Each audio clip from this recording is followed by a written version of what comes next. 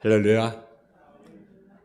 오늘 그 사도행전 16장 19절에서 3, 4절 말씀을 가지고 주 예수를 믿어라라고 하는 제목의 말씀을 가지고 말씀을 전하겠습니다. 도스토옙스키의 명작인 베티에 보면 그 사형제 오르는 한 산에 관한 이야기가 나옵니다. 그런데 사형 집행 5분 전에 다음같이 독백합니다. 만약 내가 지금 죽지 않는다면 무엇을 할 것인가?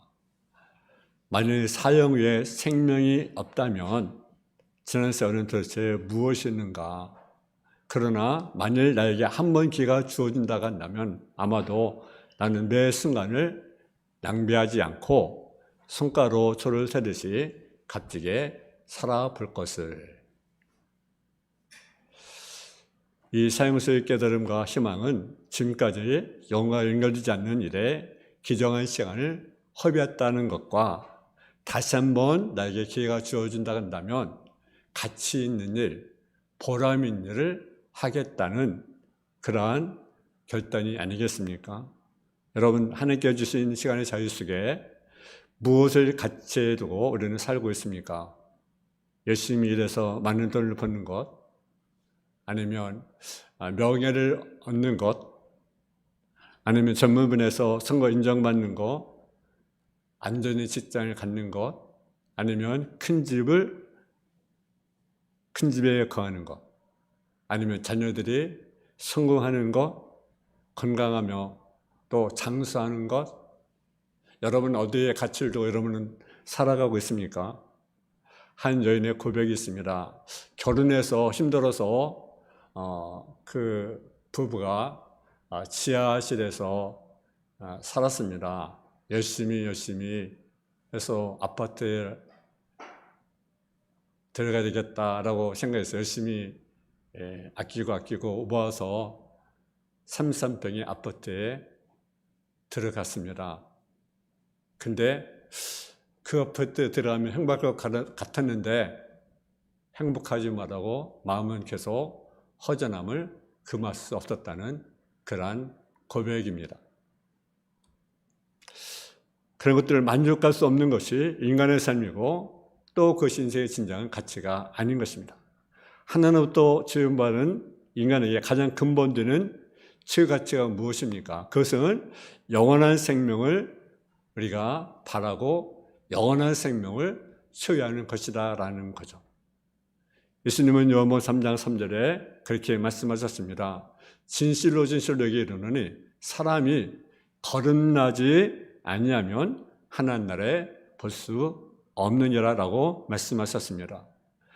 사람이 거듭나지 아니하고 하나님 나라를 볼 수 없다면 이 세상에 잠시 누리는 편안함이 무슨 소용이 있겠습니까? 모세는 시편에 이렇게 고백합니다. 우리의 연수는 70이요 강건하면 80이라도 그 연수의 자랑은 수고와 슬픔뿐이요 신속기간이 날아가나이다. 우리가 살면 얼마나 살겠습니까? 신속히 가는 그러한 세월, 날아가는 시간의 순간을 우리는 살아가지만 그 순간도 수고와 슬픔이라고 말씀하고 있습니다.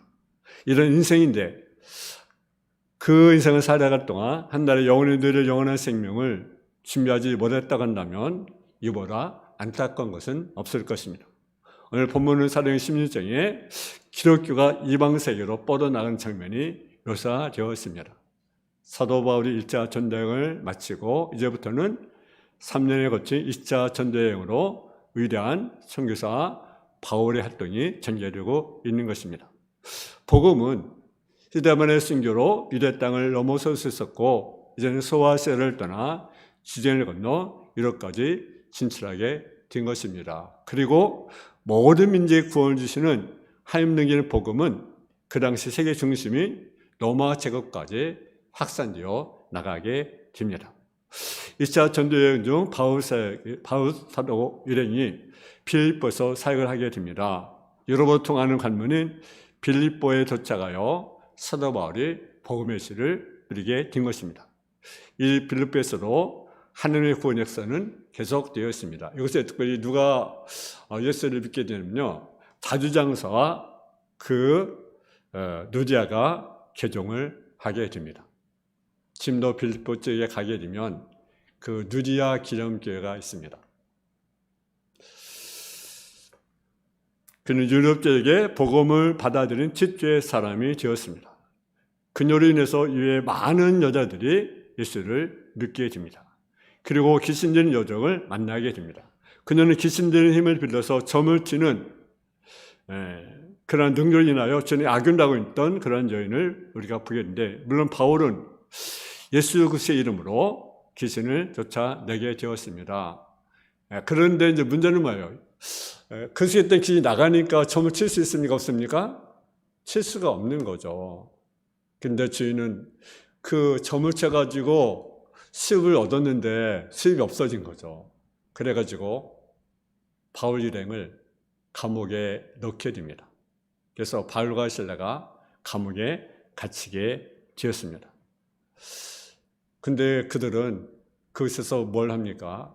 감옥에 갇혔지만 그곳에서 하나님을 찬양하고 하나님께 기도를 드리게 됩니다. 그때 갑자기 지진이 났습니다. 감옥의 벽이 무너졌습니다. 그래서 간수장은 지인들이 도망쳤거니 생각을 했습니다. 그렇게 되면 로마 당국자들이 책임을 지고 한 테니 차라리 칼을 뽑아 자살해 버리자. 그게 낫겠다고 생각을 합니다. 그때 바울이 우리가 여기 있으니 안심하시오. 아무로 도망치지 않았습니다. 간수는 너무나 두려워서 머리를 땅에 대고 꿇어앉아 바울과 시다에서 말합니다. 선생님이요, 구원을 받으려면 내가 무엇을 해야 되겠습니까? 간단히 대답합니다. 주 예수를 믿어라. 그리하면 너와 내 집이 구원을 받으리라. 여러분, 구원은요, 선행으로 얻을 수 있는 것이 아닙니다. 명예나 권력으로 얻을 수 있는 것도 아닙니다. 돈을 가지고 살 수 있는 것도 아닙니다. 구원은 예수를 믿음으로 구원을 받게 됩니다. 내 죄를 십자가에 달리신 예수를 믿는 믿음으로 구원을 얻습니다. 성경 말합니다. 너희가 그 은혜로 인하여 믿음으로 말미암아 구원을 받았나니, 이것은 너희라는 것이 아니라 하나님의 선물이다.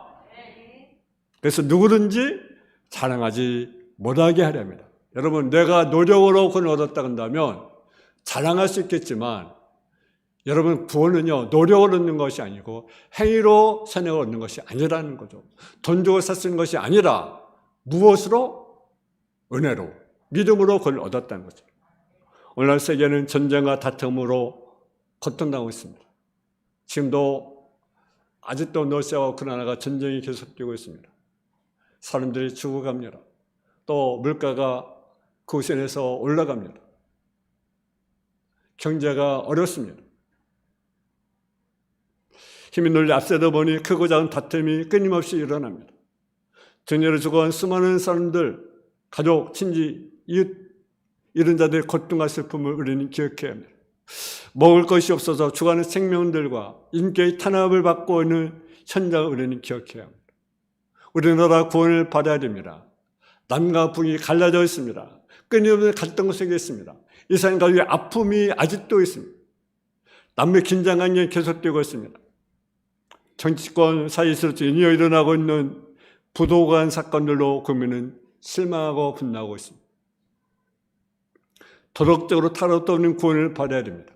티페적인 향락적인 성문화, 몰락 카메라 같은 남의 사상을 엿보게 주교하는 사람들, 미성년자를 성적 괴로움으로 삼는 사람들도 구원의 대상입니다.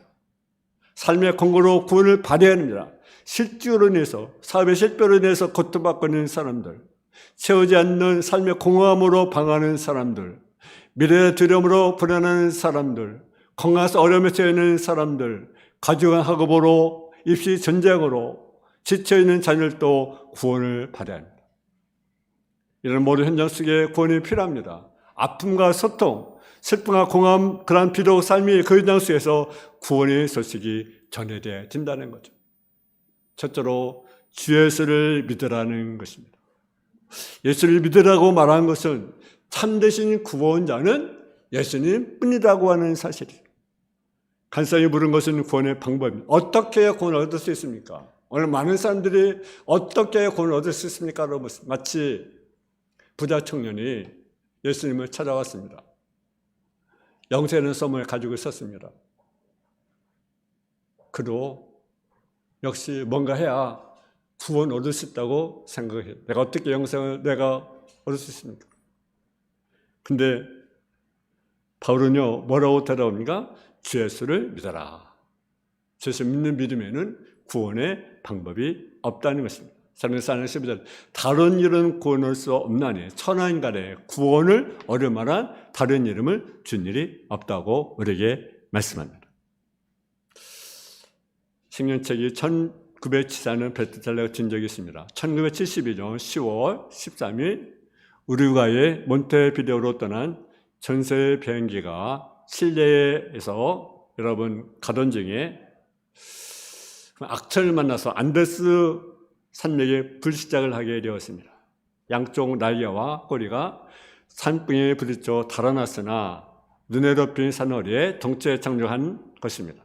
여기에는 시범이 아마추어 럭비 선수들, 응원단으로 따라간 친구 25명, 승무원 5명 등 모두 45명이 탑승하고 있었습니다.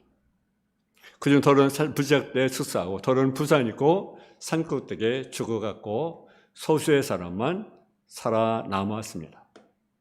정부는 11시간의 수색을 했는데 포기해버렸습니다. 비행기 안에는 식량이 전혀 없습니다. 약간의 청년들이 먹을 수 있는 과자들 약간 있을 뿐입니다.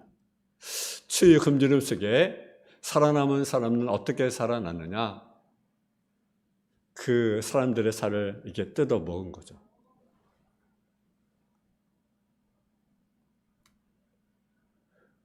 사용하니까. 이들의 생명을 2달간 유지할 수 있는 비결은 죽은 내 살을 뜯어보며 연명했기 때문입니다. 생존한 청년 호세는 신백이 이렇게 고백을 했습니다. 저는 학생 시절에 한 일도 교회에 빠져본 적이 없습니다. 부모님이나 동료들이 모두 저를 칭찬해 주었습니다. 그러나 저는 그 죽음의 산에서 사는 걸 깨달았습니다. 그러나 교회는 다녔으나 하나님 집에는 살지 않았고 신자라는 이름을 가졌으나 사실 신앙은 없었다는 것입니다. 제 눈앞에 눈앞인 산에서 주님과 싸우며 지금 비로소 하나님 집으로 돌아왔을 때 알게 되었습니다. 교회 수많은 성찬식에 참여했으나 기계적 빵과 포도를 준 것일 뿐 그 뜻이 내 가슴에 전해오지 않았습니다. 그러나 산 위에서 죽은 친구의 살조가 손에 들었을 때 이미 예수의 몸인 것을 알았으며 정말 사랑이 무엇이며 십자가가 무엇임을 깨닫게 되었습니다. 여러분, 우리는 무엇보다도 예수를 발견해야 합니다. 예수를 만나야 합니다. 내가 교회에 나오고 내가 예배를 드리는데 여러분이 깊이 주님을 만나지 못했다 한다면 우리는 정말 주님을 만나야 될 것 아니겠습니까? 주는 그분이 나의 그리스도임을 우리가 영접하는 것입니다. 예수께서 나의 죄를 위해서 죽으심을 신실하게 믿고 그분을 나의 구세주로 영접할 때 우리는 구원을 받게 되는 것입니다. 예수를 믿는 길, 그 길이 바로 갇히 있는 길이고 영원히 사는 길이라는 사실이죠. 두 번째는 그리하면 너와 내 집이 구원을 받으리라. 주를 믿으면 우리가 뭘 받아요? 구원을 받으리라. 주를 믿으면, 그러면 네가 믿으면 너와 내 집이 구원을 받게 되리라. 한 사람이 회개하고 구원에 참여하게 되면 그 구원은 연쇄성을 가지고 다른 사람, 특히 그의 가족의 구원에 참여할 가능성을 우리에게 보여준다는 거죠. 구원은 각자의 희생, 그리고 예수를 영접함으로 말미암은 것이지만 구원받는 한 사람은 그 주변의 사람들을 구원하게 하는 가능성이 있다는 거죠. 구원은 그냥 1대1입니다. 내가 예수를 믿으면 뭘 받아요? 구원을 받는 거예요. 근데 그 영향력은 다른 사람들에게 미칠 수 있다는 거죠. 내가 구원받음을 통해서 내 가족이, 내 이웃이, 내 친척이, 내 친구가 구원받을 수 있다는 거죠. 우리는 구원에 우리는 뭐예요? 첫 열매가 되어야 됩니다. 그래서 나를 통해서 나만 구원받는 것이 아니라 나로 인해서 여러분의 구원의 통로가 되어야 된다는 거죠. 안 믿는 가정이, 안 믿는 이웃이, 안 믿는 친척이, 안 믿는 자녀들이, 안 믿는 부모들이 내가 구원의 통로가 되어야 된다는 거죠. 여러분 구원받는 사람입니까? 주님 그리스도인입니까? 다른 일을 구원받게 할 가능성을 지고 살아가는 사람입니까? 안 믿는 사람들과 어울릴 때 다툼 만드는 사람입니까? 아니면 평을 만드는 사람입니까? 중요한 것은요, 너가 구원받느냐가 아니라 내가 구원을 받았느냐, 내가 정말 구원을 받았냐라는 거죠. 아멘? 오늘 말씀드린 하나님 말씀, 주 예수를 믿으라. 그러면 너와 내 집의 구원을 얻게 될 것이다. 그 능력 누구에게 나타납니다. 예수 당시 배울 것이 없고 거친 어부들, 멸시받는 세리들, 이전에 가난했던 바리새던 니고데마, 여러분 결혼했던 여러분 또 그 여인, 가늠한 현장에 잡힌 여인, 십자가를 준 강도 마술사, 기록에 박혀있던 그 사울, 로마 군대의 백부장, 잔인한 간수, 장사 누리아 등 그의 능력은 무차별적으로 임하게 되는 것입니다. 이런 놀라운 능력이 바로 여러분께 나타나기를 원하십니다. 여러분 자신이 먼저 예수를 믿고 구원받고 다른 사람들 구원하는 구원의 전달자가 되기를 주의 이름으로 축원합니다. 여러분 예수를 믿고 구원받으면 어떤 결과가 나타납니까? 우리 한번 33절 34절 한번 봉독하겠습니다. 33절 34절. 우리 같이 봉독하겠습니다. 33절에서 34절 시작. 그 밤 그 시각에 간수가 그들을 데려다가 그 만전을 씌워주고 자기와 온 가족이 다 세례를 받은 후 그들을 자기 집에 올라가서 음식을 차려두고 그 온 제왕이 하나님을 믿음으로 크게 기뻐하니라. 아멘. 예수를 믿고 구원하는 그 간수는요, 온 가족이 구원을 얻는 결과를 얻게 되었습니다. 무엇보다도 중요한 것은요, 온 집이 하나님을 믿었다는 거죠. 이것이 복이 아니겠어요? 정말 온 집안이 예수를 믿는다는 것, 이것이 축복이 아니겠습니까? 구원의 기쁨, 영적 기쁨, 죽어로 사는 기쁨, 영혼의 정에 사는 기쁨, 무엇과 벗겨진 최고의 기쁨이 어떤 기쁨입니까? 구원의 기쁨인 것입니다. 지금 앞에 기뻐할 수 있는 것, 그것이 어떻게 가능합니까? 구원의 감격 속에 오는 거죠. 여러분 쓰담을 보세요. 쓰담에 털에 맞아 죽어가면서 여러분 어떻습니까? 하늘을 보자. 하늘 버전을 보자.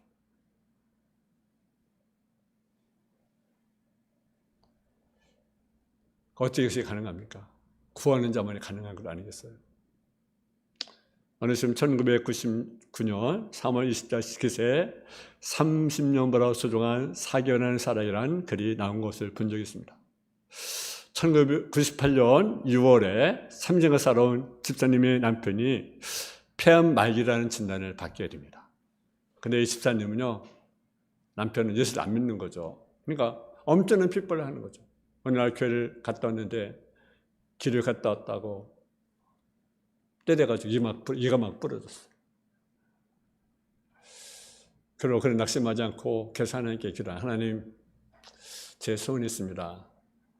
남편이 같이 손잡고 교회 나기를 간절히 소원합니다. 근데 그가